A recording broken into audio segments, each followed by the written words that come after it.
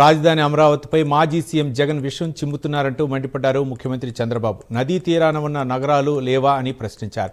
తూర్పుగోదావరి జిల్లా రాయవరంలో మీ భూమి మీ హక్కు కార్యక్రమంలో పాల్గొన్న సీఎం చంద్రబాబు పీపీపీ విధానంపైన జగన్ బెదిరింపులకు పాల్పడుతున్నారని మండిపడ్డారు.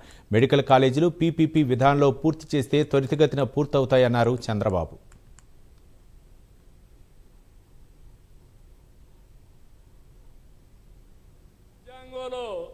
రాజధాని పేరు లేదంట. ముఖ్యమంత్రి ఎక్కడ కూర్చొని పనిచేసి బెంగళూరులో కూర్చుంటే ఇడుపుల బాయికి పోతే అదే రాజధాని అంటే ఏంటి చేదస్తో నాకైతే అర్థం కావడం లేదు. ఇప్పుడు అంటున్నాడు అది నది పక్కన వచ్చిందంట. రాజమండ్రి ఎక్కడుంది, విశాఖపట్నం ఎక్కడుంది, లండన్ ఎక్కడుంది, ఢిల్లీ ఎక్కడుంది, చెన్నై ఎక్కడుంది, అంటే బాంబే ఎక్కడుంది?